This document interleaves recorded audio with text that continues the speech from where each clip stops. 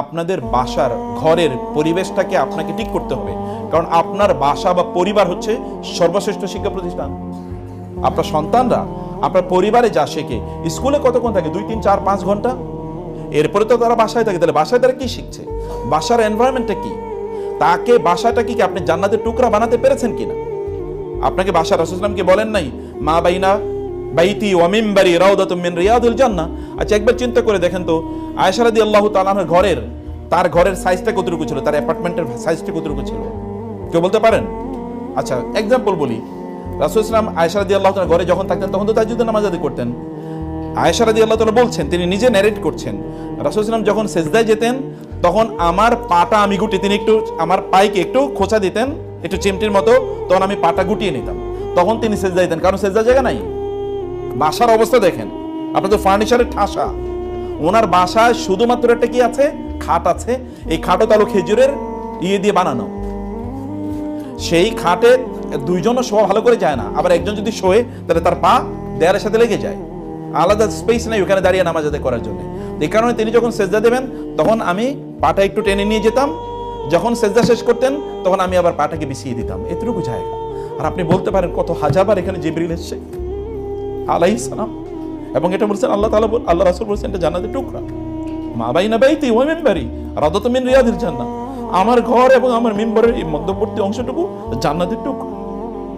এটা আপনি কি বলতে পারেন যে আপনার ঘরটাকে আপনি জান্নাতের টুকরা বানাইছেন? আপনার ঘরটা জান্নাতের টুকরা না হলে কিভাবে এখানে আপনার সন্তানগুলো জান্নাতি সন্তান হবে? কিভাবে এই সন্তানগুলো দ্বীনী সন্তান হবে? কিভাবে এরা মানুষের জন্য কন্ট্রিবিউট করবে?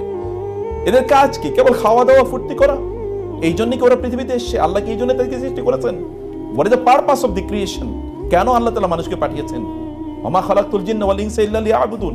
আল্লাহর ইবাদত কি আপনার বাসায় কালচার হয় কিনা? আল্লাহ কি আপনার বাসায় প্রায়োরিটি কিনা?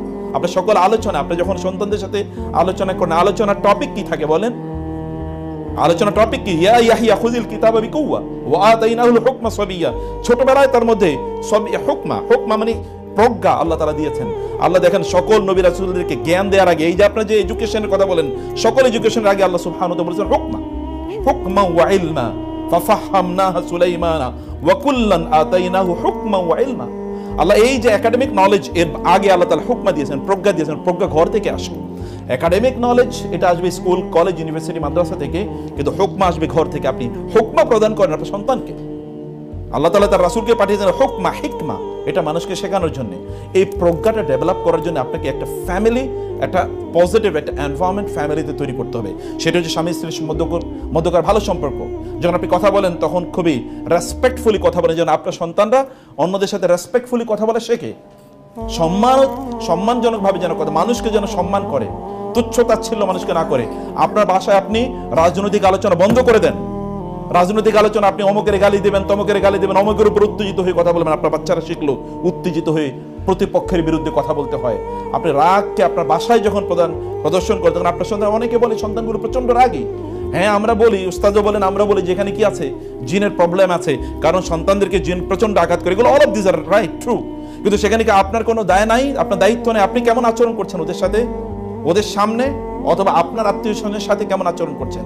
এগুলো কিন্তু খুবই গুরুত্বপূর্ণ। প্রিয় বোনেরা, ভাইয়েরা, ঘরটাকে নামাজের জায়গা বানান। ঘরে ব্যাপক পরিমাণ কোরআন তেলাওয়াত করুন। আপনি কতটুকু কোরআন তেলাওয়াত করছেন? আপনার সন্তানকে হাফেজ বানাতে চান, আপনার নিজের কোরআনের প্রতি কমিটমেন্ট নাই, কোরআন পড়েন না আপনি। রাসূল সাল্লাল্লাহু মতো আপনার সন্তানগুলো হোক, আপনি নিজের রাসূলের জীবনী পড়েন না, অথবা রাসূলের জীবনী আপনি আপনার বাচ্চাদেরকে শোনাচ্ছেন না। এই যে কাজগুলো, এগুলো যদি আমরা করতে পারি, ওই বাকি পড়া একাডেমিক নলেজ এগুলো এমনিই তৈরি হয়ে যাবে। আল্লাহ তাআলা এমনি একাডেমিক পড়াশোনা দিয়ে দেবেন। আল্লাহ সুবহানাহু ওয়া তাআলার পথে যদি কেউ চলে, আল্লাহ তাআলা তার জন্য যতটুকু নলেজ অর্জন করা দরকার, জ্ঞান অর্জন করা দরকার, ততটুকু আল্লাহ এমনি দিয়ে দেবেন ইনশাআল্লাহ। অতএব আল্লাহর উপর নির্ভর করুন, আল্লাহকে প্রায়োরিটি দেন, সন্তানদেরকে আল্লাহর সাথে পরিচয় করিয়ে দিন, আল্লাহর রাসূলের সাথে পরিচয় করিয়ে দিন, দিনদারি ওদের মধ্যে ডেভেলপ করে দিন। কিন্তু বাকিটা কিন্তু আপনাদের কাজ। আমরা এখানে বলবো, কিন্তু আপনারা ইমপ্লিমেন্ট করবেন। আল্লাহ সুবহানাহু ওয়া তাআলার জন্য আমাদের সন্তানদেরকে সত্যিকার অর্থে আখিরাতে সন্তানদের জন্য জবাব দিয়ে যেন আমাদেরকে না করতে হয়, বরং আপনার সন্তানকে আপনি প্রাউড হবেন, বলবেন যে ও আমার সন্তান, এরকম যেন আমরা বলতে পারি। আল্লাহ তাআলা সেই তৌফিক আমাদেরকে দান করুন। আল্লাহুম্মা আমিন।